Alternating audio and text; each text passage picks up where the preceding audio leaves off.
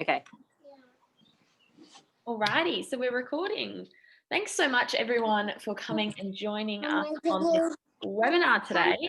It's so good to see so many of you join us today. So pretty much this webinar, we're going to be focusing on loose parts play and how we can sort of implement that in our homes.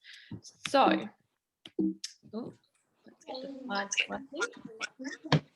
First of all, I'll introduce myself. My name is Jessica Lloyd, and today I'm here to hopefully build upon your understanding and ideas surrounding the exciting realm of loose parts play. So as we go on today, you might have like a few questions pop up. Feel free at the end, if you have any further questions regarding this webinar, to just contact me at my email below. If you need to write that down, I'll just leave that on the slide for a little bit now. Righty, but moving on. So today's intentions. So together we're going to discuss loose parts play, how literacy and numeracy links to this form of play.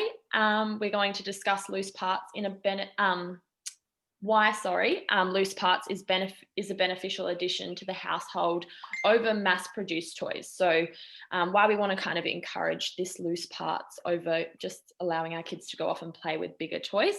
And we'll also explore that, like, the different ways that you as parents can provide these forms of provocations at home with items that you already own. So it makes it a lot easier for you guys. So hopefully by the end of today's webinar, you guys as parents will come away with a stronger understanding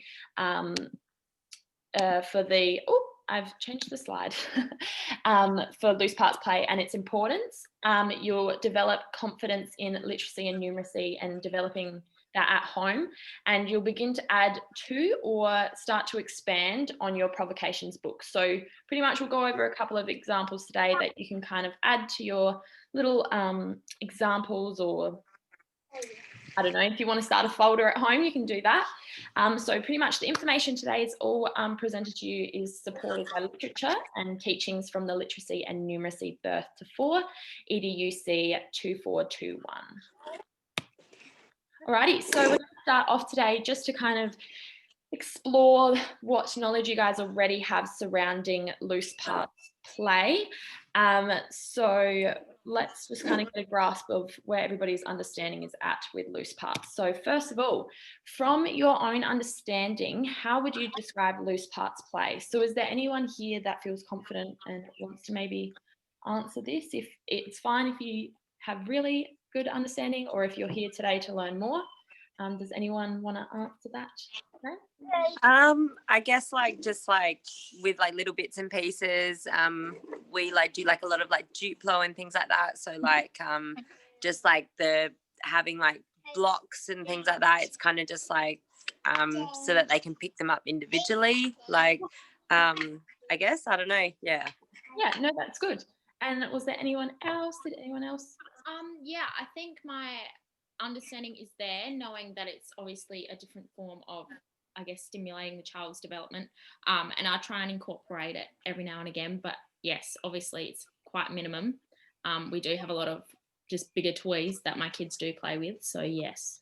Yeah, awesome. Well, hopefully today we'll kind of be able to come away with a better understanding of it. And then, you'll learn some new ways of how you can implement that at home.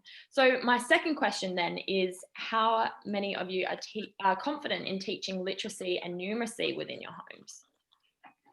So yeah, we do little bits here and there, but it is a bit harder. My boys, they don't really like to sit down and listen. So that's kind of one of our bit of harder points to teach. So yeah.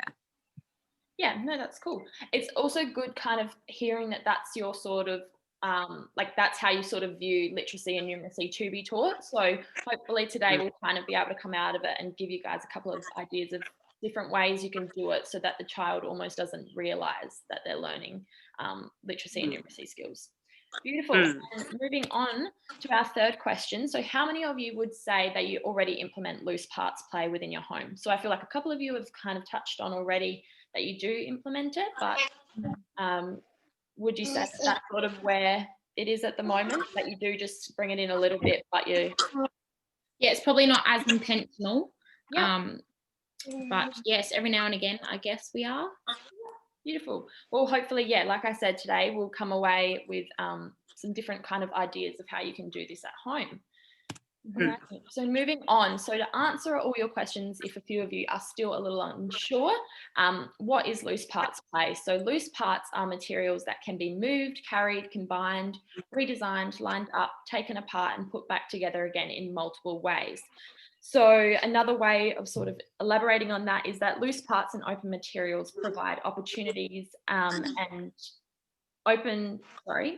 opportunities that support play based on the sense that it's like they're using their imagination, communication, and discovery.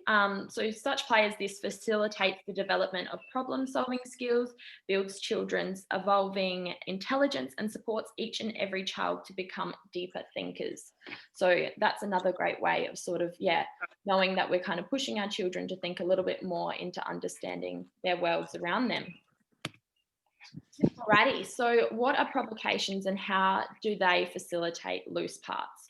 So pretty much provocations stem from the Reggio Emilia philosophy, which pretty much highlights the importance of play and the influence a learning environment can hold within early childhood, and pretty much provocation supports that. So that definitely has stemmed from that philosophy. It also recognises that children have endless potential and offers a way to stimulate inquiry, creativity, and problem solving. Provocations also are intentional as we provide support for the child to openly explore their ideas and interests as well. All right. Keep on going. So how does loose parts play and numeracy? So pretty much when we're looking at numeracy, pretty much in every environment, it's rich with literacy and numeracy development, and loose parts pretty much supports this. So this can be through counting, sorting, patterning, and then further on in literacy, it's through symbolic play, language and development, like language and speech, storytelling, and understanding the worlds around them is ways that we can connect this form of loose parts back to our literacy and numeracy at home. So we move on. So how can we facilitate literacy and numeracy development at our homes? So pretty much we can use two teaching techniques at home to support literacy and numeracy development. So there are two different ways that loose parts can be delivered. So the first way is through a adult initiated interaction. So that might be where you have carefully organised and supplied an environment with material and equipment that will stimulate the child's engagement. And this may be through the use of provocations that we've touched on earlier. And then secondly, there is your child-initiated play. So pretty much this is where you're able to recognise and respond to a child's spontaneous teachable moments. So when I say that, it's sort of noticing if there's a moment where you can sort of step in and lengthen the learning that's kind of happening there in the child's own choice of doing that, if that makes sense. So that might arise through play. Well, it definitely does arise through play on a number of accounts. So we will explore. Yeah, I definitely I have had a few incidences where I do feel like my child has initiated it, and probably for me to just further that or step in, like you said. Because I think definitely as well, you need to understand that there's times where it's good to step in, and then times where it's actually good to just let the child continue to do what they're doing without us forcing the direction of the play to go another way. But if it's something where we can, elaborate on it and it's still in line with what the child was initially sort of exploring, then that's a great example for us to step in. Yeah, for sure. So later on,